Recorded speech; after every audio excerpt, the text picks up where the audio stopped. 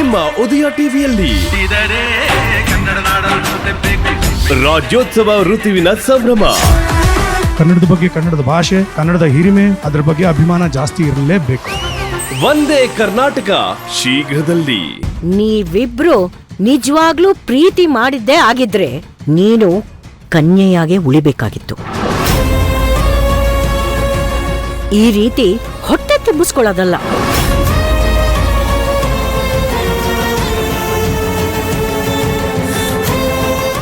ಮದುವೆಗ್ ಮುಂಚೆ ಹೊಟ್ಟೆ ತುಂಬಿಸ್ಕೊಂಡ್ ಬಂದ್ರೆ ಏನರ್ಥನೇ? ಚಿನ್ನದ ಮೊಟ್ಟೆ ಇಡೋ ಕೋಳಿ ಎಲ್ ಮಿಸ್ ಆಗ್ಬಿಡುತ್ತೋ ಅಂತ ತಾನೆ. ಆದ್ರೂ ನನಗೊಂದು ಅನುಮಾನ, ನಿನ್ ಹೊಟ್ಟೆಲಿ ಬೆಳೀತಿರೋ ಈ ಕುಡಿ ನಿಜವಾಗ್ಲೂ ಅಥರ್ವದೇನಾ?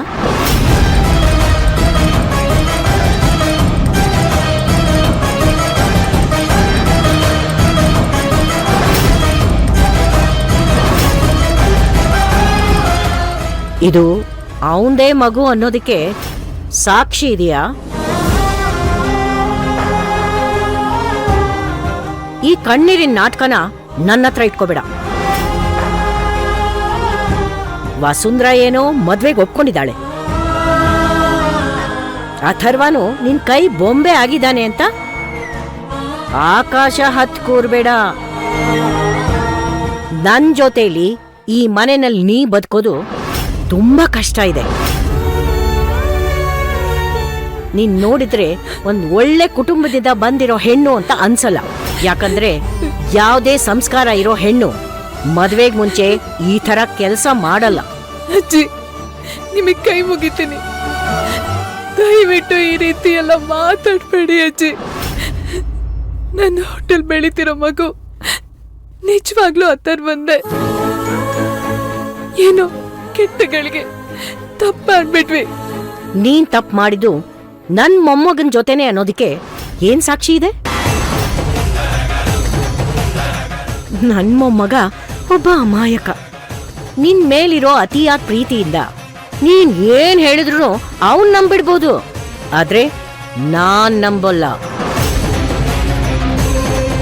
ಇದು ನಮ್ಮ ವಂಶದ ಕುಡಿ ಅನ್ನೋದಕ್ಕೆ ನಿನ್ ಹತ್ರ ಏನ್ ಸಾಕ್ಷಿ ಇದೆ ಅದನ್ ತೋರ್ಸು,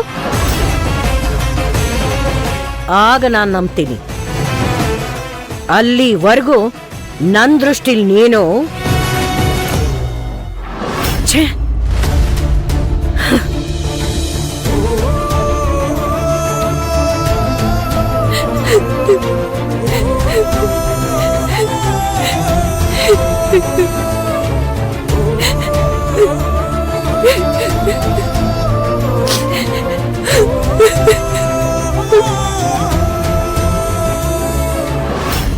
ಲೈಫ್ ಬೋರಿಂಗ್ ಕಣೆ. ಎಲ್ಲಾದ್ರೂ ಟ್ರಿಪ್ ಹೋಗೋಣ, ಬರ್ತೀಯಾ? ಯಾವಾಗ? ನೀನು ಅಂದ್ರೆ ಇವಾಗ್ಲೇ. ಸಾರಿ ಡಿಯರ್, ಸದ್ಯಕ್ಕೆ ನಾನು ಎಲ್ಲೂ ಬರೋ ಪರಿಸ್ಥಿತಿಲಿಲ್ಲ, ಮೂಡು ಕೂಡ ಇಲ್ಲ ಆಕ್ಚುಲಿ. ಅಂತದೇನೇ ಪರಿಸ್ಥಿತಿ ನಿಂದು? ಎಲ್ ಕರೆದ್ರು ಪಟ್ಟಂತ ಓಡ್ ಬರ್ತಿದ್ದೆ, ಇವತ್ ಯಾಕೆ ಹೀಗ್ ಮಾತಾಡ್ತಿದ್ಯಾ? ಇವಾಗ ಅದೆಲ್ಲ ಹೇಳಕ್ಕಾಗಲ್ಲ. ಈ ಸಲ ಹೋಗೋದ್ ಬೇಡ, ನೆಕ್ಸ್ಟ್ ಟೈಮ್ ಟ್ರೈ ಮಾಡೋಣ, ಓಕೆನಾ? ಸರಿ.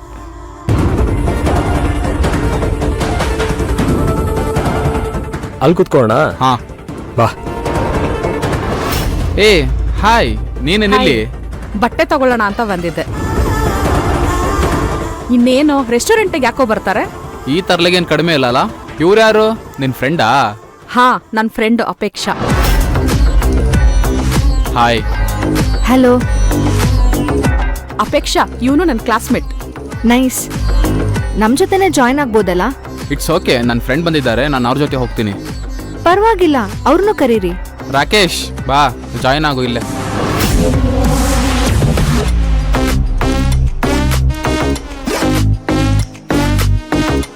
ಇವ್ ನನ್ನ ಫ್ರೆಂಡ್ ರಾಕೇಶ್ ಅಂತ. ಹಾಯ್. ಹಾಯ್.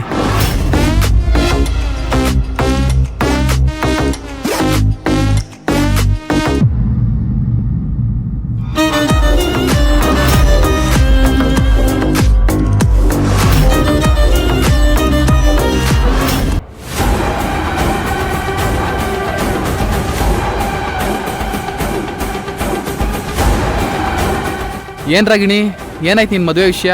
ಯಾರನ್ನ ಪ್ರೀತಿ ಮಾಡ್ತಿದ್ಯಲ್ಲ, ಒಪ್ಕೊಂಡ್ಯಾ? ನೀನ್ ಯಾವ ಬಾಯ್ ಫ್ರೆಂಡ್ ಬಗ್ಗೆ ಮಾತಾಡ್ತಿದ್ಯಾ? ನಾನ್ ನಿನ್ಗೆ ಹೇಳಿ 2 ವರ್ಷ ಆಯ್ತು. ಅಷ್ಟ್ರಲ್ಲಾಗ್ಲೇ 3 ಜನ ಬಾಯ್ ಫ್ರೆಂಡ್ ಚೇಂಜ್ ಆಗಿದ್ದಾರೆ. ಓ ಹಾಗಾ? ನಿನ್ ಮದ್ವೆ ಯಾವಾಗ? ಮನೇಲಿ ಹುಡುಗಿ ಹುಡುಕ್ತಿದ್ದಾರೆ, ಸಿಕ್ಕಿದ ತಕ್ಷಣ ಆಗದೆ. ಅವರು ನಿನ್ ಫ್ರೆಂಡ್ ಸಿಂಗಲ್ಲಾ? ಯಾಕೆ ಮಿಂಗಲ್ ಆಗ್ತೀಯಾ? ಹೇ ನೋ ನಾನು ಯಾರ ಜೊತೆನೂ ಮಿಂಗಲ್ ಆಗಲ್ಲ. ಹಾಗಾದ್ರೆ ಸರ್ಗ್ ಆಲ್ರೆಡಿ ಗರ್ಲ್ ಫ್ರೆಂಡ್ ಇದ್ದಾರೆ ಅಂತ ಆಯ್ತು. Am I right? ಹ್ಮ್ 2 ವೇನಾ? ಇಲ್ಲ, ಸದ್ಯಕ್ಕೆ 1 ವೇ, ಆದ್ರೆ 2 ವೇ ಆಗುತ್ತೆ ಅಂತ ಭರವಸೆ ಇದೆ. All the best. ಥ್ಯಾಂಕ್ಸ್. ನಮ್ದಾಗಿರ್ಲಿ, ನಿಂದೇ ನಮ್ಮ ಕತೆ. ನಿನ್ ಮದ್ವೆ ಯಾವಾಗ? ನನ್ ಮದ್ವೆ ಇನ್ನೊಂದ್ ವಾರದಲ್ಲೇ ಆದ್ರೂ ಆಶ್ಚರ್ಯ ಇಲ್ಲ. ಏನು 1 ವಾರದಲ್ಲ? ಯಾವಾಗ ಬೇಕಾದ್ರೂ ಆಗ್ಬೋದು. ಒಟ್ನಲ್ಲಿ ಆದಷ್ಟು ಬೇಗ ಅಂತೂ ಆಗತ್ತೆ. ಎಲ್ಲ ನಾನ್ ಅನ್ಕೊಂಡ್ ಹಾಗೆ ಆದ್ರೆ ಇನ್ನೊಂದ್ ವಾರದಲ್ಲೇ ಆಗ್ಬೋದು.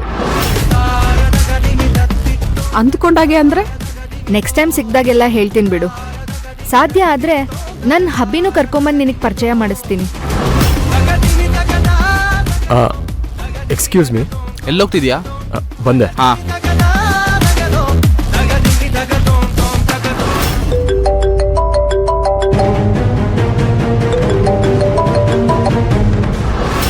ಹಲೋ, ಹೇಳು ರಾಕೇಶ.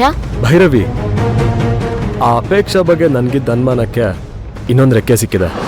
ನನ್ನ ಅನುಮಾನ ಇನ್ನೂ ಮೇಲ್ ಹಾರ್ತಾ ಇದೆ. ಈಗ ಏನಾಯ್ತು? ಭೈರವಿ, ನಾನು ನಿನ್ನ ಮೀಟ್ ಮಾಡಿದ್ಮೇಲೆ ನನ್ನ ಫ್ರೆಂಡ್ ಜೊತೆ ರೆಸ್ಟೋರೆಂಟ್ಗೆ ಬಂದಿದ್ದೆ. ಅಲ್ಲಿ ಅಪೇಕ್ಷಾನೂ ಬಂದಿದ್ದಾಳೆ. ನನ್ನ ಮದುವೆ ಸಡನ್ ಆಗಿ ಆಗ್ಬೋದು ಅಥವಾ ಇನ್ನೊಂದು ವಾರದಲ್ಲೇ ಆಗ್ಬೋದು ಅಂತೆಲ್ಲ ಹೇಳ್ತಿದ್ದಾಳೆ. ತುಂಬ ವಿಚಿತ್ರವಾಗಿ ಮಾತಾಡ್ತಿದ್ದಾಳೆ ಭೈರವಿ. ಅವಳು ಮಾತಾಡ್ತಾ ಇರೋ ಸ್ಟೈಲ್ ನೋಡಿದ್ರೆ ನನ್ಗೆ ಯಾಕೋ ತುಂಬ ಅನುಮಾನ ಆಗ್ತದೆ. ನೀನ್ ಇದ್ರ ಬಗ್ಗೆ ಸ್ವಲ್ಪ ಗಮನ ಹರಿಸ್ಬೇಕು ಭೈರವಿ. ಸ್ವಲ್ಪ ಅಲ್ಲ, ಜಾಸ್ತಿನೇ ಗಮನ ವಹಿಸ್ಬೇಕು. ಓಕೆ ರಾಕೇಶ, ನಾನು ನೋಡ್ಕೋತೀನಿ. ಥ್ಯಾಂಕ್ಸ್.